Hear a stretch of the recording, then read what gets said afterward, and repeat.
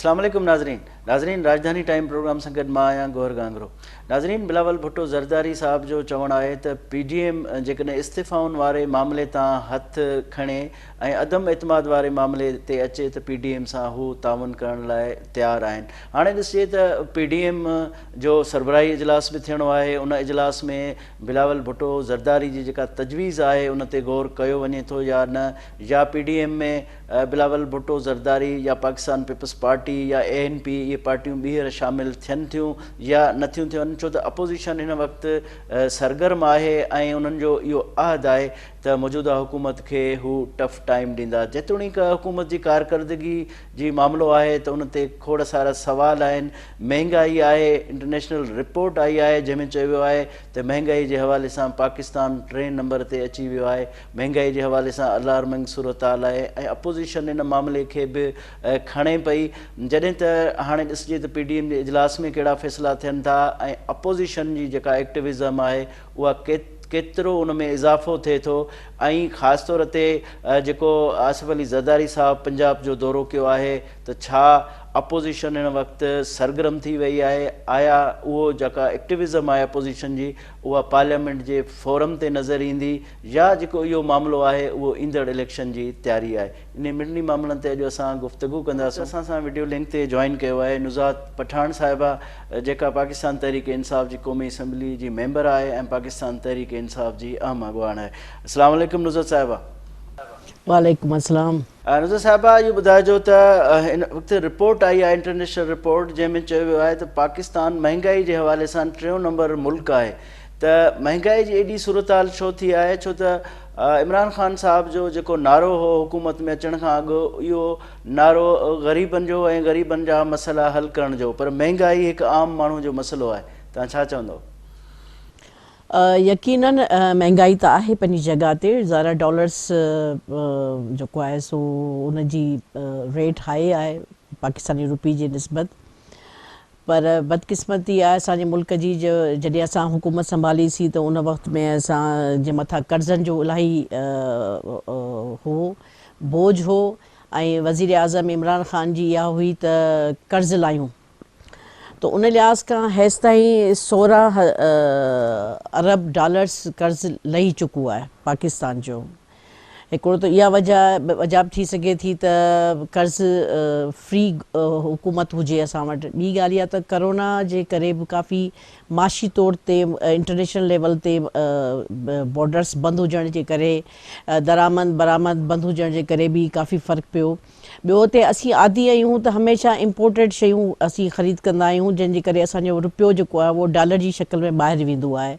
हिन हुकूमत पहिरियों दफ़ो इहो कयो आहे त बाबा पंहिंजे पाकिस्तानी शयुनि खे ख़रीद कयो ऐं कोशिशि कयो त डॉलर्स जेको आहे सो ॿाहिरि न वञे, असां वटि हुजे।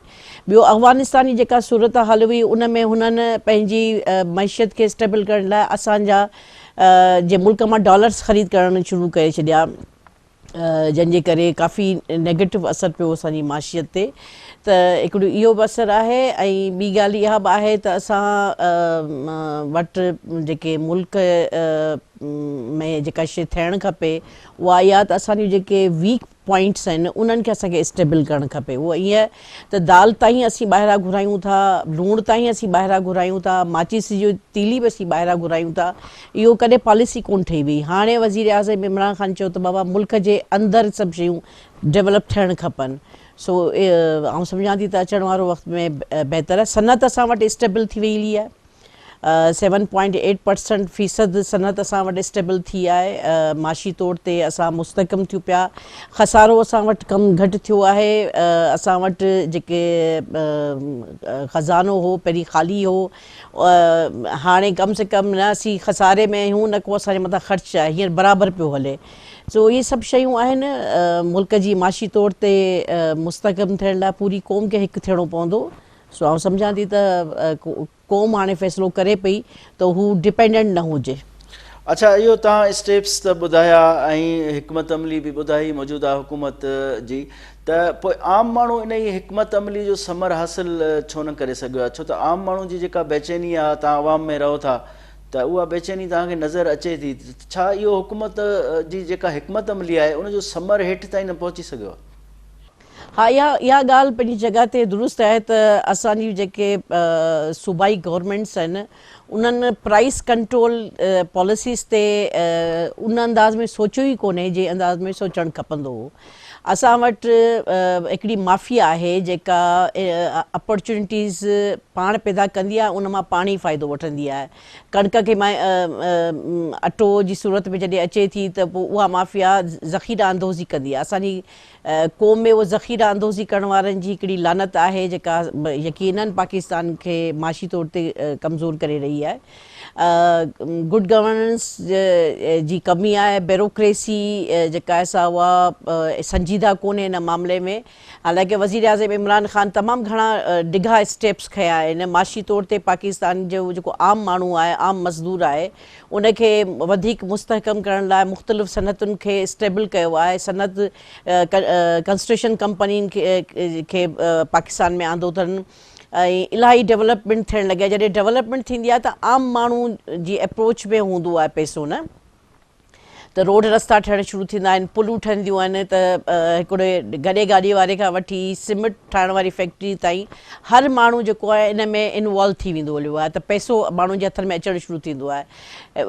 पहिरीं गवर्नमेंट आहे जे इन शइ खे एड्रेस कयो ऐं इन शइ खे ज़ाहिर यकीनन जेका शइ इग्नोर कई वई आहे सालनि खां वठी, उन में जेको आहे सो हुकूमत क्विकली स्टेप खणे पई। उनजो थोरो देरि सां सही पर रिज़ल्ट तमामु जल्दी बहितर अचण वारो आहे।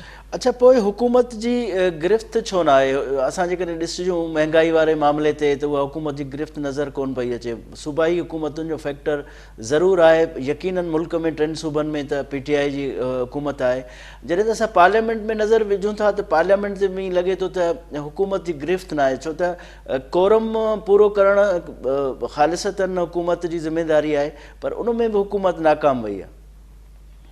हाँ, कोरम न हुजे, सॉरी टू से, पर मूंखे पाण खे इहा ॻाल्हि सम्झ में कोन थी अचे त असां MLAs सैलरीज़ खणूं पिया, TADA बि असांखे मिलंदो आहे, पर असां अचूं कोन था। उन्हनि जा पंहिंजा हल्का आहिनि, उहे पंहिंजे हल्कनि में पंहिंजे प्रॉब्लम्स खे ॾिसनि था। असांखे कोरम पूरो करणु खपे, इहा असांजी वीक पॉइंट आहे।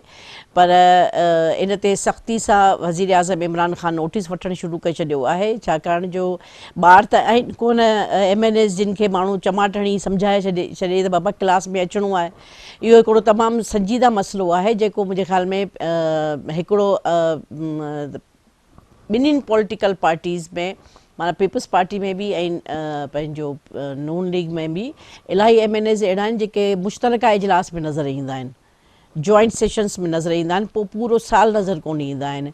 त ईअं घटि में घटि असां वटि त इहो कोन्हे, पर इहा हिकिड़ी कमज़ोरी आहे जंहिंखे असां वज़ीर आज़म साहब पाण चवणु शुरू कयो आहे त मां हाणे पाण इजलास में ईंदसि। ऐं हाणे उन्हनि एब्सेंट MLAs जी लिस्टूं बि ठहिणु लॻियूं आहिनि जेके मुस्तक़िल एब्सेंट आहिनि। यकीनन उन्हनि ते एक्शन खजे पियो।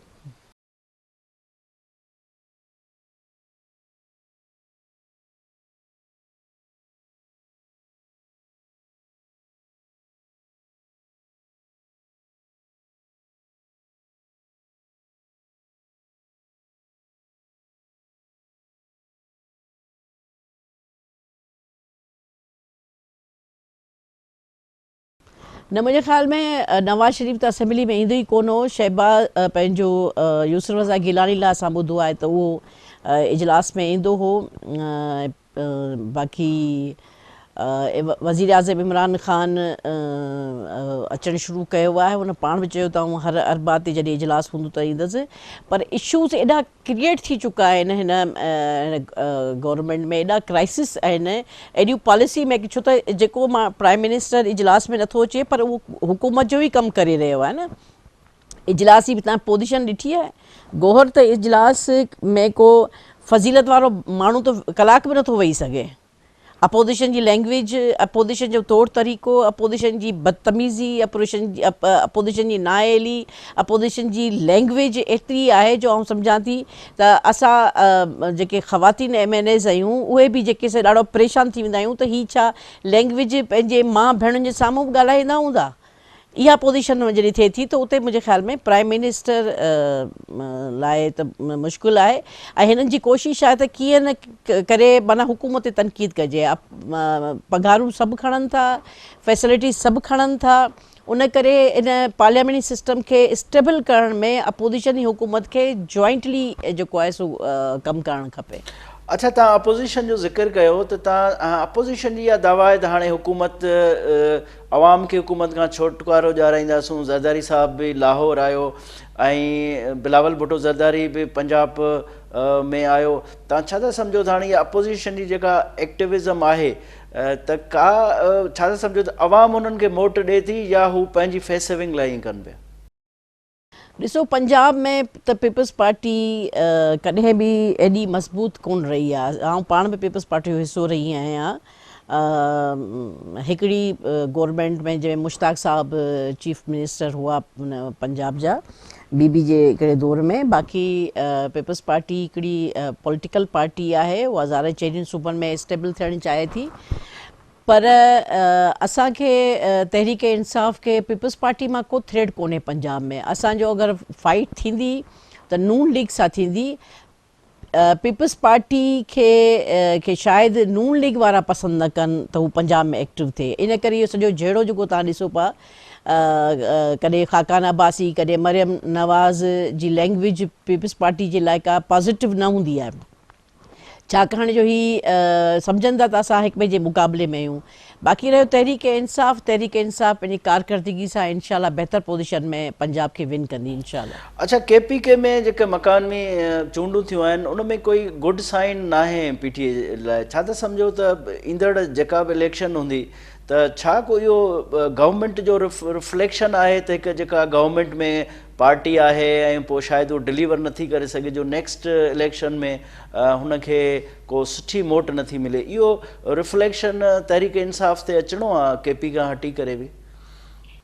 तव्हां ॾिठो हूंदो त 88 जी गवर्नमेंट में पीपल्स पार्टी पूरो स्वीप कई हो पाकिस्तान में, ऐं पीर साहब पघारे चयो त फ़रिश्ता वोट ॾेई विया पीपल्स पार्टी खे। ठीकु आहे, वॾा वॾा बुत किरिया हुआ पीपल्स पार्टी जे हिकिड़े आम वर्कर, वॾा वॾा पॉलिटिकल बुत किराए छॾिया हुआ। पर उहा ई साॻी पार्टी जॾहिं 90 में इलेक्शन में वई त उहा साॻी पार्टी सिर्फ़ु 17 सीटूं खटे सघी। सो हुकूमत जो इन में को कारकर्दगी जो को हिन में हालांकि तमामु भलो कमु कयो पीपल्स पार्टी में, प्लेसमेंट बैरो ठही, सभु कुझु ठहियो। पर इन जो मक़सदु कोन्हे त हर गवर्नमेंट जेका बि ईंदी आहे उहा पंहिंजी पेर ते पाण कुआड़ी हणंदी हूंदी।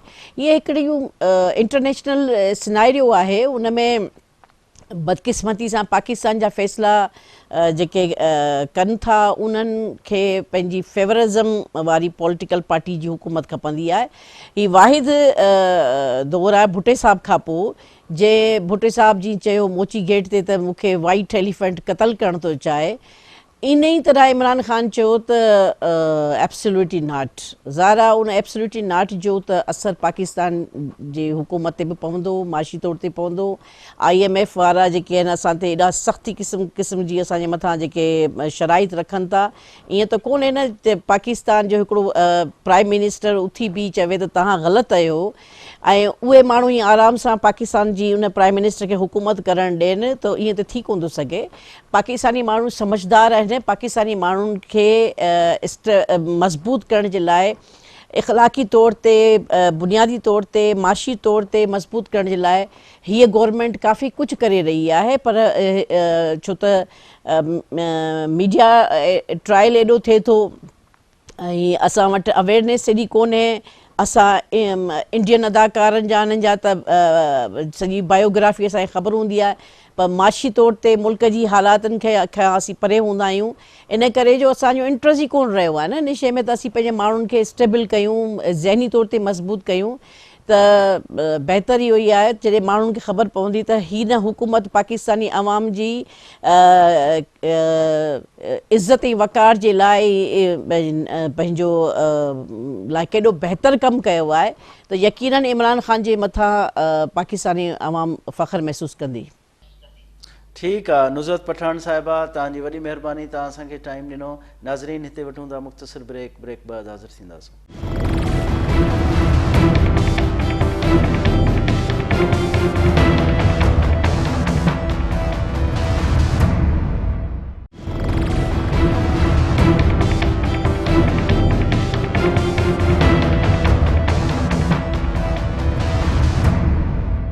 नाज़रीन वेलकम बैक। नाज़रीन हिन वक़्तु असांखे टेलीफोन लाइन ते जॉइन कयो आहे सेनेटर इमामुद्दीन शौकीन साहब जंहिंजो ताल्लुक़ पाकिस्तान पीपल्स पार्टी सां आहे ऐं पाकिस्तान पीपल्स पार्टी जो अहम अॻवान आहे। अस्सलाम वालेकुम सेनेटर साहब।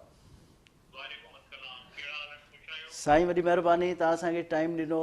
सेनेटर साहब इहो ॿुधाइजो त पाकिस्तान पीपल्स पार्टी हिन वक़्तु एज़ अ अपोज़िशन तमामु घणी सरगर्म आहे। बिलावल भुट्टो ज़रदारी साहब जेका हाणे टाक कई ऐं इहो इशारो ॾिनो हो त PDM जेकॾहिं इस्तीफ़ाउनि वारे मामले तां हथु खणे त गॾियल अपोज़िशन हिकु भरपूर इतिहाद सां हुकूमत ते अटैक करे सघिजे थी ऐं हुकूमत जी हिन वक़्तु जेका पॉलिसी आहे उहा इंतिहाई डिफेंसिव आहे। मसइला आहिनि, मामला आहिनि, उहे एड्रेस कोन पिया थियनि हुकूमत जी तरफ़ां। तव्हां छा चवंदो त हाणे हुकूमत कहिड़ी नहज ते आहे ऐं अपोज़िशन जी जेका सरगर्मी आहे, एक्टिविज़म आहे, उहा केतिरी असराइती थींदी ऐं नतीजा ख़ेज़ थींदी? थैंक यू साईं, तव्हां मूंखे टाइम ॾिनो। सभ खां पहिरें ते जेको आहे पंहिंजो मां तव्हांखे हीअ अर्ज़ु कंदो त हुकूमत जेको 3.5 साल में डिलीवर करण में तमामु जेको आहे नाकाम वई आहे। हीअ असां कोन था चऊं, छो त असीं चवंदासूं त तव्हां चवंदो या जेको आहे कुझु जेका PTI जा दोस्त आहिनि हू चवंदा त असां छो त अपोज़िशन में आहियूं इन करे हीअ ॻाल्हि कयूं पिया।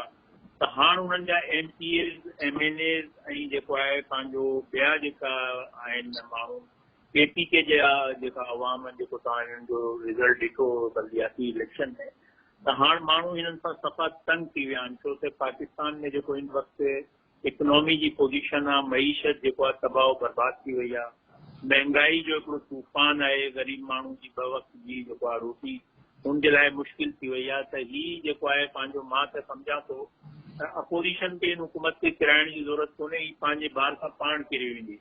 बाक़ी जेको आहे पाकिस्तान पीपुल्स पार्टी हमेशह जेको आहे पंहिंजो डेमोक्रेसी ते यकीन रखे थी ऐं हू चाहे थी त असां जेको आहे सिस्टम में रही, पार्लिमानी निज़ाम में रही जेको आहे पंहिंजी जदोजहद कयूं हिन हुकूमत खे हटाइण जे लाइ। हुनमें पहिरें बि असां चयो त असां इन हाउस तब्दीली जे लाइ तयारु आहियूं, असां मार्च जे लाइ तयारु आहियूं। असां जेको आहे इस्तीफ़ा ॾेई हिननि खे ई मौक़ो नथा ॾियूं त ॾेई सघूं था त ही बाई इलेक्शन कराए पंहिंजी मेजोरिटी जेको आहे आणे ऐं पोइ जेको आहे वधीक मनमानी करे। त असां सम्झूं था त पाकिस्तान पीपुल्स पार्टी जो ही फ़ैसिलो तमामु सही हो जेको वक़्तु साबित कयो आहे। बाक़ी हाणे बि असां जेको आहे गॾियल अपोज़िशन में क़ौमी असम्बली में सेनेट में मुशावरत सां हलूं था ऐं असां हाणे सम्झूं था त जेको आहे पंहिंजो कंहिं बि तरीक़े सां जेको ही 3.5 साल या 4 साल गुज़री विया आहिनि, हिन मुल्क में हिन में तबाही जे अलावा कुझु न थियो आहे। त हाणे हिनखे साल ॿियो मिलंदो त जेको आहे वधीक महांगाई ईंदी, वधीक जेको आहे प्रॉब्लम ईंदा, वधीक क्राइसिस ईंदा, वधीक महांगाई ईंदी जेको माण्हू बर्दाश्त न करे सघंदा। त असीं चाहियूं था त जेको आहे PDM ऐं सभु गॾिजी जेको आहे मार्च कयूं ऐं हिन हुकूमत खे जेको आहे पंहिंजो टफ टाइम ॾेई जमहूरी तरीक़े सां जेको आहे हिननि खे असां ॿाहिरि कढूं ताकी जेको आहे अवाम खे हिकिड़ी जमहूरी हुकूमत, सही हुकूमत जेकी अवाम जे वोटनि सां आई हुजे ऐं नेचुरल पार्टी हुजे त हुनखे अचणु खपे। त हुनजे लाइ असांजी पार्टी बिलावल भुट्टो ज़रदारी साहब, आसिफ ज़रदारी साहब कोशिशि कनि पिया ऐं असां सभु जेको आहे पंहिंजो हिन पार्लिमानी निज़ाम खे बिलीव था कयूं ऐं असां को बि अहिड़ो कमु नथा करणु चाहियूं जेको आइन सां मुतसादिम हुजे ऐं आइन जे मुताबिक़ असां जेको आहे पंहिंजी तब्दीली चाहियूं पिया। हुनजे लाइ असांजी जदोजहद जारी आहे ऐं जारी रहंदी। इमामुद्दीन साहब इहो ॿुधायो त बिलावल भुट्टो साहब या ज़रदारी साहब बार बार इहो चवंदा रहिया आहिनि त पार्लियामेंट जे फोरम ते ई हुकूमत खे शिकस्त ॾींदासूं। ज़ाहिर आहे जॾहिं पार्लियामेंट जो फोरम इस्तेमालु थींदो, इस्तीफ़ाउनि वारो मामिलो बि तव्हां कोन चओ था, त पोइ अदम इतमाद वारो मामिलो अची वञे थो। त छा था सम्झो त हीअ स्टेज अदम इतमाद वारी न आहे? जेकॾहिं हिन स्टेज ते बि अदम इतमाद न आयो त पोइ घणी देरि न थी वेंदी? हाँ ॾिसो आसिफ ज़रदारी साहब मुल्क जो हू हिकिड़ो लीडर आहे जेको जॾहिं प्रेसिडेंट मुंतखब थियो त उन्हनि पंहिंजा पावर छॾिया ऐं पार्लियामेंट में जेको आहे पंहिंजो मज़बूत करण जे लाइ पंहिंजा सॼा इख्तियारात हुन पार्लियामेंट खे ॾेई छॾिया। असांजे पंहिंजो जमहूरी निज़ाम ते जेको आहे यकीन रखूं था ऐं असीं चाहियूं था त असां जेको आहे हिन निज़ाम में जंहिंमें अददी अक्सीरियत जी ॻाल्हि हूंदी आहे, हुनमें जेको आहे तव्हां पार्लियामेंट्री जेको सिस्टम आहे हुनमें जेको आहे तव्हां चाहियोसि था त हुनमें हिकिड़ो जमहूरी तरीक़ो आहे, उन जमहूरी तरीक़े सां असां हुकूमत खे जेको आहे ॿाहिरि कढूं ऐं पंहिंजो असां वटि अक्सरियत आहे, ईअं कोन्हे त तव्हां जेको आहे पंहिंजो यूसुफ रज़ा गीलानी साहिब जो इलेक्शन जेको आहे तव्हां ॾिठो आहे त असां जेको आहे पंहिंजो जेको ज़रदारी साहिबु हमेशह ऑफर कई आहे त असां ऐवानी तरीक़े सां हिन में तब्दीली आणूं, असां वोट ऑफ नो कॉन्फिडेंस कयूं त इनशाला असां ॿी पार्टियुनि खे बि जेको आहे पंहिंजो हिन में राज़ी करे वेंदासूं ऐं असां सम्झूं था त इनशाला जल्द उहो वक़्तु अचे पियो जंहिंमें असां जा जेका आहे ॿिया दोस्त बि असां सां गॾु हूंदा ऐं घणा सारा जेका PTI जेका माण्हू जेका हाणे सम्झनि था त जेको आहे उन्हनि जो हिननि सां गॾु हलणु, छो त हिननि एतिरी जेको आहे पंहिंजो मुल्क में अफ़रा तफ़री ऐं तबाही कई आहे त हू पाण हाणे जेको आहे असेंबली में ॻाल्हाइनि था, असेंबली खां ॿाहिरि ॻाल्हाइनि था ऐं खोड़ सारा माण्हू आहिनि के PTI में जेको आहे पंहिंजो हिकिड़ो वॾी तब्दीली अचे पई, असां सां खोड़ सारा माण्हू कॉन्टेक्ट कनि पिया त मां सम्झांसि थो कि जेको जमहूरी तरीक़ो आहे पाकिस्तान पीपुल्स पार्टी उन तरीक़े खे अडॉप्ट कंदी ऐं हू ई असांजे लाइ हिकिड़ो बहितर तरीक़ोकार आहे। असां पंहिंजे जेको आहे को गैर आइनी कमु नथा करणु चाहियूं ऐं आइनी तरीक़े सां ई हुकूमत खे जेको आहे चाहियूं था त असीं इमामुद्दीन साहब इहो ॿुधायो त ज़ाहिर आहे हुकूमत जी जेका पोज़ीशन आहे बक़ौल अपोज़िशन जे त हुकूमत नाकाम थी वई आहे, मईशत जो इहो मामिलो आहे ऐं जेके इत्तेहादी आहिनि हुकूमत जा उहे बि बेचैन आहिनि, वक़्त ब वक़्तनि शिकायतूं बि कनि था ऐं ख़ुदि जेके PTI में आहिनि काफ़ी अपोज़िशन जी दावा आहे त PTI जा मेंबर उहे शामिलु थियण लाइ अपोज़िशन जे पार्टियुनि में तयारु आहिनि त इन नहज ते छा था सम्झो त अपोज़िशन खे अदम एतमाद लाइ माहौल बहितर न आहे जो गो हेड करे सघिजे?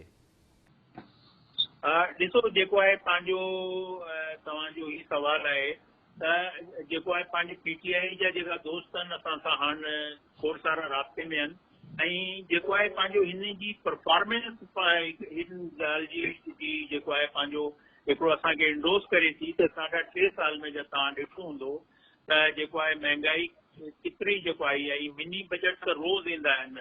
हाणे तव्हां जेको आहे गुज़िरियल कुझु ॾींहंनि में तव्हां ॾिठो आहे त साढा 700 अरब रुपए जा हिननि नया टैक्स लॻाया आहिनि ऐं अॼु बि राति जो पेट्रोल महांगो थी वेंदो त मां सम्झांसि थो त जेको आहे पंहिंजो हिन हुकूमत डिलीवरी हिननि जी 0/0 आहे। डिलीवरी ते छॾियो जेको नए पाकिस्तान जो दावो हाणे माण्हू चवनि था त पुराणो पाकिस्तान बि जे हुजे हा त असां गुज़ारो करे वठूं हा।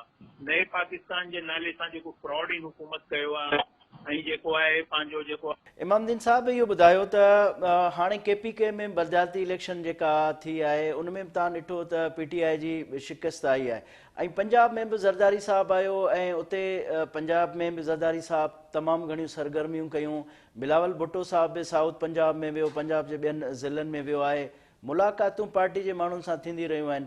तव्हां छा था सम्झो त पोइ इन सॼे माहौल खां पोइ छा नेक्स्ट इलेक्शन जी तयारी थिए पई या हिन दौर में ई इमरान ख़ान साहब खे टफ टाइम ॾिनो वेंदो पार्लियामेंट जे प्लेटफॉर्म ते?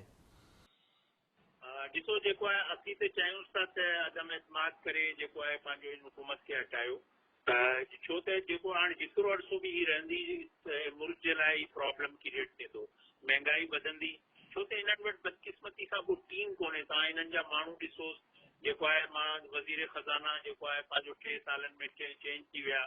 हिन वज़ीर ख़ज़ाना जी मौजूदा जी कुझु ॾींहंनि पहिरियों जेको आहे शायदि 1 अप्रैल 2021 जी ॻाल्हि आहे। हीउ जेको आहे पंहिंजो शाहज़ेब जे प्रोग्राम में पाण चयो त गुज़िरियल जेका ख़ज़ाना जा मिनिस्टर्स आहिनि उन्हनि मुल्क खे तबाही जेको आहे करे छॾी आहे, डॉलर खे एतिरो जेको आहे किराए छॾियो आहे त असां जेको आहे इम्पोर्ट बेस मुल्क आहियूं, असांजो एक्सपोर्ट बेस कोन्हे। असां जेको आहे 25 अरब जी जेको आहे पंहिंजो इम्पोर्ट कंदा आहियूं, जेको आहे एक्सपोर्ट कंदा आहियूं ऐं असां जेको आहे 70 जेको आहे 5 अरब जी जेको आहे पंहिंजो इम्पोर्ट कंदा आहियूं त असांजो मुल्क अनबैलेंस्ड आहे। हिननि जे मौजूदा वज़ीर ख़ज़ाना हिननि ते अदम एतमाद कयो। 1/4/2021 जो प्रोग्राम शाहज़ेब जो तव्हां जे ॾिसंदो जियो ते त हुन में ई रिकॉर्डिंग हाणे बि पई हूंदी त हिन हुकूमत जी जेकी डिलीवरी आहे उहा 0/0 आहे, बल्कि हीउ जेको आहे पंहिंजो हिननि वटि को टीम कोन हुई त हिन एतिरो हिन मुल्क सां जेको आहे जेको ज़्यादती कई आहे त हुन जे ई करे जेको आहे पंहिंजो महांगाई ऐं हीउ जेको आहे लॉ एंड ऑर्डर हुजे कहिड़ी बि शइ हुजे, पर करप्शन जेको आहे हिननि जो दावो त असां करप्शन सां जेको आहे असां पाक हूंदासीं। हिननि जे दौर में करप्शन बि वधी आहे पंहिंजो छो त इदारा जेको आहे नेब हुजे FIA हुजे हू गवर्नमेंट जे ताबे आहिनि, जस्टिस हुननि सां जेको आहे उहो थिए कोन पियो। तव्हां ॾिसजो त जेको आहे हुकूमत जॾहिं लहंदी त घणा जेका आहिनि स्कैंडल ईंदा। इन जे करे जेको आहे तव्हां KPK में बल्दियात जो इलेक्शन ॾिठो, ही माण्हुनि जो फ़िलहाल जेको आहे घटि रिएक्शन हो, छो त जेको आहे बल्दियाती इलेक्शन में कुझु बिरादरियुनि जो बि हूंदो आहे, कुझु ज़ाती वोट बि हूंदो आहे, हिन करे ही थोरी घणी सीटूं हिननि खे मिली वयूं आहिनि। न त ही बि जेको आहे हिननि खे जेको आहे पंहिंजो ही वाश आउट थी वञे हा KPK में। ज़रदारी साहिब पंजाब सां ॾाढो उम्मीद रखे थो। असां जेको आहे पंजाब में जेको आहे कमु कयूं पिया, छो त असांजा घणा जेका दोस्त आहिनि उहे चाहिनि पिया त असां जेको आहे उहो अचणु चाहियूंसि था।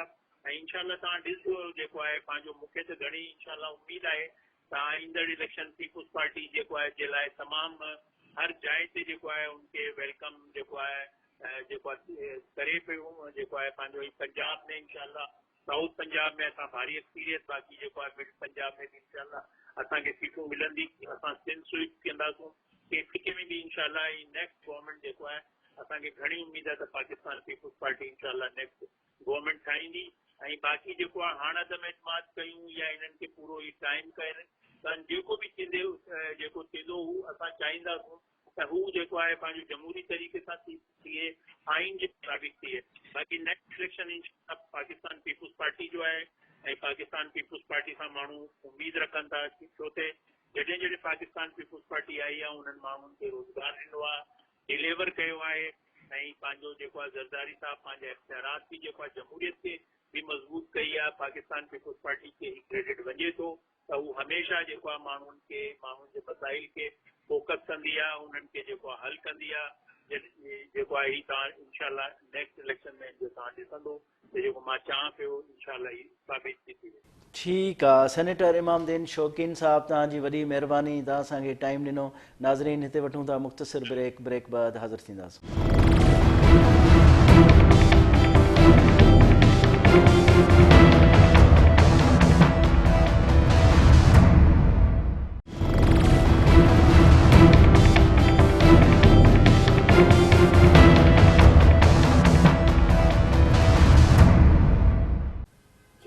नाज़रीन वेलकम बैक। नाज़रीन हिन वक़्तु असांखे स्टूडियो में जॉइन कयो आहे रज़ा खटी साहब, जेको एनालिस्ट आहे ऐं करंट सिचुएशन ते पॉलिटिकल रिपोर्टर आहे, उन ते गहरी उनजी नज़र आहे। अस्सलाम वालेकुम खटी साहब। वालेकुम सलाम। नो कॉन्फिडेंस जी बिलावल साहब जेका ॻाल्हि कई आहे त छा था सम्झो त हीअ हाणे इहा ज़ाहिर आहे कलील अरसो गवर्नमेंट जो रहिजी वियो आहे, त नो कॉन्फिडेंस लाइ बि अपोज़िशन सीरियस आहे या वरी 23 ताईं सिर्फ़ु हुकूमत खे डिफेम करण जो हिकिड़ो टैक्टिस आहे? मुझो ख़्याल आहे त सीरियस इन्हनि खे थियणो पवंदो, जेकॾहिं नथा थियनि त पोइ इन्हनि जी सर्वाइवल जो इशू आहे। ॾिसो न हिन वक़्तु ताईं मिनी बजट जेका पास थी आहे, पार्टी जे अंदरि बग़ावत हुई PTI जे अंदरि, उनजे बावजूदि इमरान ख़ान पंहिंजी जेका ॻाल्हि हुई उहा पूरी कराए वियो। माना अपोज़िशन ज़ाहिर अपोज़िशन इहो ई करे सघे थी, उन वटि एतिरा फिगर बि कोन्हे, पर अपोज़िशन हिन वक़्तु इस्टेब्लिशमेंट खे इहो मैसेज कयो आहे त अव्हांजी जेका अणदुराइप आहे उहा उन ई सूरत में असांखे उनजो फीलर अचणु घुरिजे जेकॾहिं असीं हिन क़िस्म जी मूव करियूं। हाणे अपोज़िशन सां मुंहिंजो जेको अंदाज़ो आहे, अपोज़िशन बि स्पीकर जे ख़िलाफ़ु जेकॾहिं वोट ऑफ नो कॉन्फिडेंस खे मूव करे थी ऐं उहो वोट जेको आहे सो ॻुझो हूंदो आहे, उन में जेकॾहिं अपोज़िशन जूं जमायतूं कुझु रोल प्ले करे थियूं विझनि, इस्टेब्लिशमेंट इमरान ख़ान जे इतादियुनि खे खुली छूट ॾिए थी, यानी उनजी मर्ज़ी ते मामिलो छॾे थी, त पोइ मुमकिन आहे त स्पीकर जे ख़िलाफ़ तहरीक अदम एतमाद कामयाबु थी वञे। जेकॾहिं तहरीक अदम एतमाद खान ताईं ईंदो या न ईंदो, स्पीकर जे ख़िलाफ़ु जेकॾहिं तहरीक अदम एतमाद कामयाबु थी वञे त पोइ इमरान ख़ान जे लाइ इशूज़ थींदा। इमरान ख़ान उते छा थो करे इनखे ईंदड़ ॾींहंनि में ॾिसिजे थो, छाकाणि त मार्च जे अंदरि पेशावर वारे जेका बाक़ी जेके इलाइक़ा रहियल आहिनि KP जा, उन्हनि में लोकल बॉडीज़ जा इलेक्शन थियणा आहिनि ऐं शायदि ॿुधूं था त अप्रैल में हे चाहिनि था त पंजाब में थियनि, त अप्रैल में यानी त पोइ या त इहो रमज़ान शरीफ़ खां अॻु में थियनि या त पोइ वरी मई में थियनि, ईद खां पोइ। त इहा सियासी सरगर्मी हूंदी। इमरान ख़ान बि चाहे थो त कंहिं तरीक़े सां इहा सियासी सरगर्मी शुरू थिए, पर इमरान ख़ान जे लाइ इशू इहो थींदो त हाणे उनजे लाइ रस्ता ॾाढा सोड़ा थींदा था वञनि। ॾिसो न लोकल बॉडीज़ इलेक्शन में पख्तूनख्वा में उनखे वॾो नुक़सानु थियो आहे, पंजाब में अञा तमामु घणो नुक़सानु थींदो।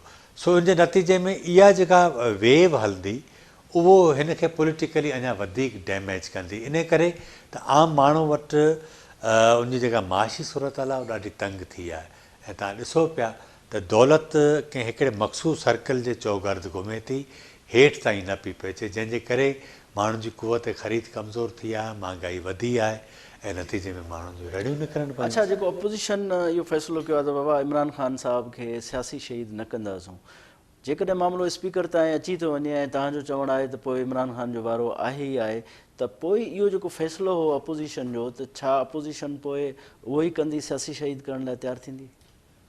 न, डेफिनेटली। इन करे ॾिसो न, इमरान ख़ान खे जेकॾहिं सियासी शहीद नथी करे त पोइ हू त ईंदड़ 5 सालनि हिननि खे शहीद करे छॾींदो। त हीअ असल में आहे सर्वाइवल जो मसइलो। इन करे ही नवाज़ शरीफ़ जेका ॻाल्हि करे थो त बाबा नो कॉन्फिडेंस ॾे न वञो, तव्हां नवां इलेक्शन करायो। नवां इलेक्शन थींदा, जेका पार्टी नओं मैंडेट खणी अचे उहा अची पावर में अची वे। असल में ॿियूं जेके धुरियूं आहिनि, पीपल्स पार्टी आहे, ॿियूं धुरियूं चवनि थियूं त जेसि ताईं तव्हां ऐवान में तब्दीली आणे का अहिड़ी हुकूमत ठाहियो जेका अपोज़िशन जी समूरियुनि जमातनि ते मुश्तमिल हुजे, उहे चूंड सुधारा करे, चूंड सुधारा करण खां पोइ डायरेक्ट तव्हां इलेक्शन में हलिया वञो त उहो त बहितर थी सघंदो। सो हिननि जे विच में ॻाल्हियूं हलनि थियूं। आसिफ अली ज़रदारी, मौलाना फज़ल रहमान जे विच में बि राब्ता आहिनि, पर असल में हिननि जे विच में हिकिड़ो अना जो मसइलो आहे, उहो इहो आहे त मौलाना चाहे थो त उनखे ज़रदारी साहब फ़ोन करे, ज़रदारी साहब चवे थो त मौलाना फ़ोन करे। ॻाल्हि थोरी आहे, ज़रदारी साहब जा पैगाम्बर बि उते विया आहिनि, ॻाल्हियूं ॿोलियूं थियूं आहिनि। कुझु माण्हू त ज़रदारी साहब खे फ़ोन मिलाए बि मौलाना खे चयो त असीं मिलाए था ॾियूं, तव्हां ॻाल्हायो। त हुननि चयो त जेकॾहिं मूंखे इहो ई कमु करिणो आहे त तव्हां ज़रदारी साहब वटि वञो, उतां नंबर मुंहिंजो मिलाए ॾियो, मूंसां ॻाल्हायो, आउं न ॻाल्हाईंदुसि। सो हिन क़िस्म जी जेका सूरताल हले थी उन में लॻे थो त कुझु अना जो मसइलो आहे। ऐं हीअ जेका मूव थींदी 23 मार्च वारी, उन में नून लीग जे अंदरि ख़ुदि इहा राय आहे, इस्टेब्लिशमेंट बि चाहे थी त या त 23 मार्च खां अॻु तव्हां लॉन्ग मार्च कयो या 23 मार्च खां पोइ करियो। सो मूंखे लॻे ईअं थो त हीअ चाहींदा त इहा तारीख़ अॻिते पोइ ते कजे, पर हिन वक़्तु जेका सूरताल नज़र अचे पई सो इस्टेब्लिशमेंट सां ॻाल्हियूं अपोज़िशन जमातनि जूं हलनि थियूं, पर ईअं न आहे त को अपोज़िशन जूं जमातूं इस्टेब्लिशमेंट जी चाहींदी ईअं थिए। उन्हनि जे रवैये मां, ॻाल्हियुनि मां लॻे पियो माना फिक्स फ्रेम न आहे। फिक्स फ्रेम न आहे। ठीकु आहे, रज़ा खटी साहब, वॾी महिरबानी, तव्हां असांखे टाइम ॾिनो। नाज़रीन, हीउ शो तव्हां ॾिठो। ईंदड़ राजधानी टाइम में कंहिं नए मौज़ूअ सां गॾु हाज़िर थींदासूं। पंहिंजे मेज़बान गौहर गांगरो खे इजाज़त ॾींदा। अल्लाह हाफ़िज़।